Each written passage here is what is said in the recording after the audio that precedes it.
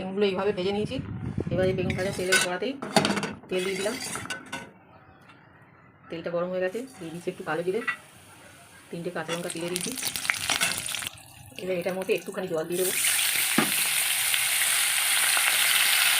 1 চামচ হলুদ দিয়ে দেবো, ছোটো চামচে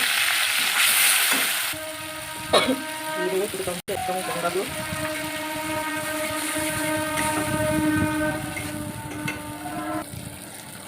লঙ্কাগুলো ভাজা হয়ে গেছে। এবার এর মধ্যে আছে সামান্য একটু সর্ষে পোস্ত আর একটু বাদাম বাটা।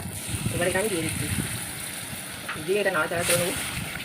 দেখুন এবার মশলাটা তেল ছেড়ে দিয়েছে। এবার আমি একটু জল দিয়ে দেবো, পরিমাণ মতো জল দিয়ে দিলাম। জলটা ফুটলে বেগুনটা দেবো। ঝোলটা ফুটে গেছে, এবার আমি বেগুনগুলো আস্তে আস্তে দিয়ে দেবো। বেগুনগুলো ঠিক এইভাবে মাছের ঝালে যেরকম ঢালে ওরকমভাবে টেস্ট করে দিয়ে দিতে হবে। দেখুন এবার এটা হয়ে এসছে, এই চালটা মোটা মতো হয়ে গেছে। এবার একটুখানি সরষের তেল দিয়ে দেবো।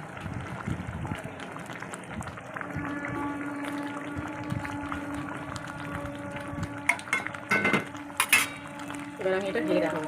দেখুন এবার এটা ঢেলেছি, কত সুন্দর লাগছে। এবার এর উপরে আমি একটু ধনে পাতা ছড়িয়ে দেবো। দারুণ সুস্বাদু, এটা খেতে খুব সুন্দর। বাড়িতে বানিয়ে দেখবেন, শুধু 2 পিস বেগুন ভাজা দিয়েই ভাতটা খাওয়া হয়ে যাবে। খুব ভালো লাগবে দেখবেন। ভালো লাগলে চ্যানেলটাকে সাবস্ক্রাইব করবেন আর লাইক করে দেবেন।